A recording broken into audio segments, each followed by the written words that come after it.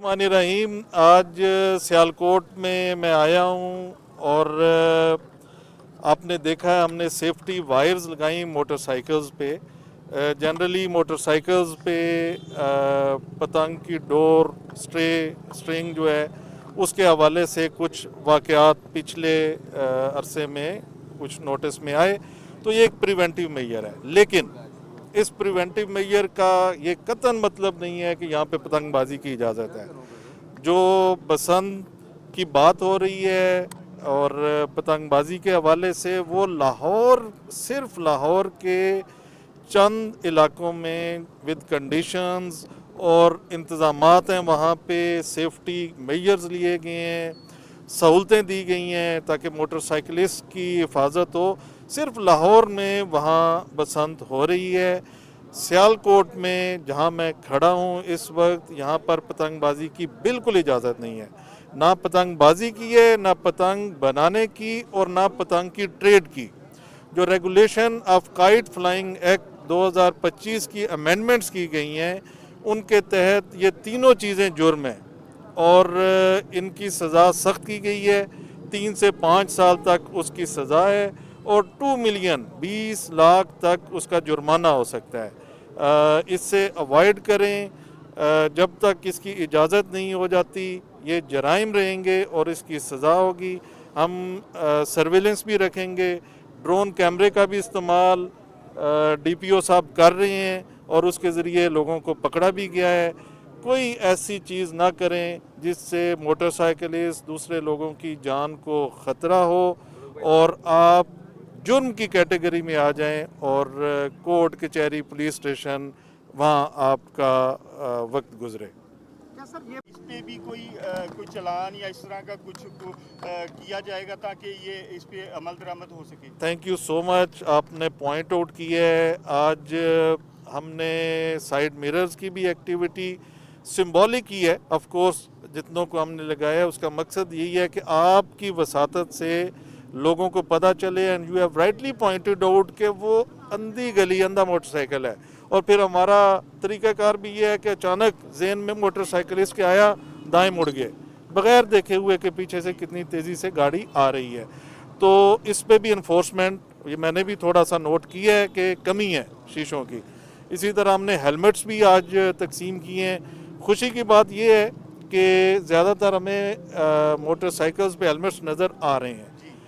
फिर भी एक शऊर बांटने का मकसद यही होता है लोगों को पता चले कि ये आपकी ज़िंदगी को बचाएगा। और तीसरा सेफ्टी वायर्स, ये एक सीज़न जो चल रहा है, तो इंशाल्लाह इसके ऊपर इन्फोर्समेंट होगी। मोटरसाइकिल को यहाँ से लोग बहुत बड़ी तादाद में जा रहे हैं बसंत के लिए।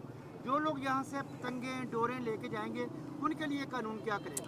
देखिए, जो मैन्युफैक्चरर्स हैं, सिर्फ उनको इजाज़त है जो रजिस्टर्ड है। उनको QR कोड भी दिया गया है। उसका मकसद यही है ताकि पता चले कि ये वो लोग हैं जिनको गवर्नमेंट ने इजाज़त दी है। अब इसका क्या मतलब है कि एक ख़ास साइज़ पतंग का और डोर की एक ख़ास कैटेगरी बता दी गई है कि इससे ऊपर आपने नहीं बनाना। अब उस पाबंदी पे अमल दरामद वही करेगा जो रजिस्टर्ड हो चुका है। धाती तार सबसे बड़ा जुर्म इस अमेंडमेंट में बनाया गया है और वही नुकसान पहुंचाती है। शीशे का इस्तेमाल डोर के ऊपर कर रहे हैं।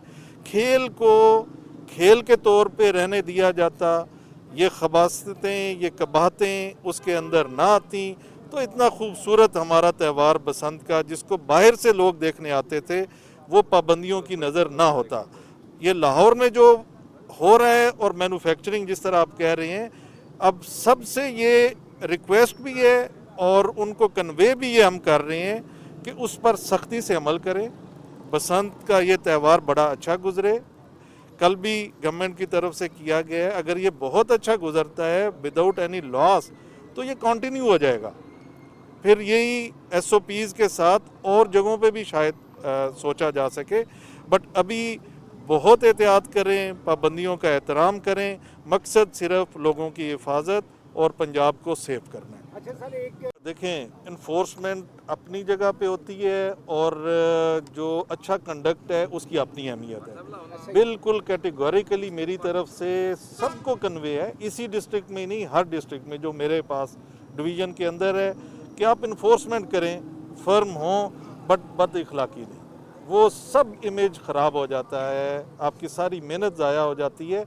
ऐसी शिकायत पे ये जानते हैं कि इनको मैं भेजता हूं और ये बड़ी बारीकी से सीनियर लेवल पे उसको कंडक्ट के बुरे होने के हवाले से कोई कॉम्प्रोमाइज़ नहीं है, ना पुलिस स्टेशन में ना सड़क के ऊपर। इंशाल्लाह इम्प्रूव कर। ट्रैफिक जो यहाँ से गुजरती है और जो औकात तय किए गए हैं, उसके अलावा भी जो है ना ओवरलोडिंग, ये बड़ा इशू है सर सियालकोट में, जिससे हमारे रोड भी टूटते हैं। Again thank you so much for this question.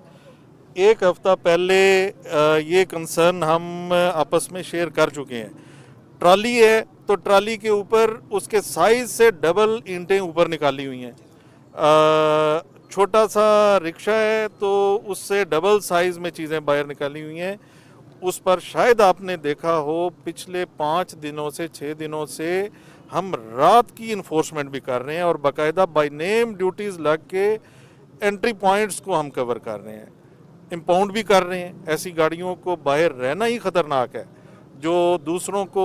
एक और ट्रेंड जो सियालकोट में नज़र आया, आपने ईंटें जोड़ी हुई हैं, ईंटों के ऊपर 3 मजदूर भी बिठाए हुए हैं। अब पिछले दिनों में एक ट्राली उल्टी और तीनों मजदूर अपनी ही ट्राली की ईंटों के बोझ के नीचे आके उनकी डेथ हो गई। तो ये शऊर भी हम दे रहे हैं, आपके ज़रिए भी, सोशल मीडिया के ज़रिए भी जा रहा है, और लेकिन इन्फोर्समेंट हम ये सब मूवमेंट रात को हो रही थी, तो मिल के हम इंशाल्लाह इन्फोर्समेंट करेंगे। इस पे रिव्यू करेंगे या इसको काम करने की, या शहरियों के इस कंसर्न के बारे में आप would you like to say something?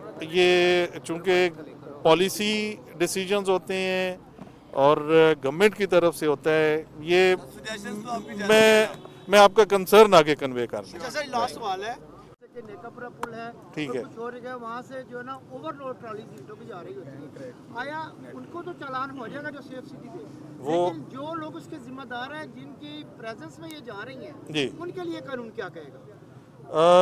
आप इन्फोर्सर्स की बात कर रहे हैं कि अगर कोई ड्यूटी पे है और नहीं रोक रहा, बिल्कुल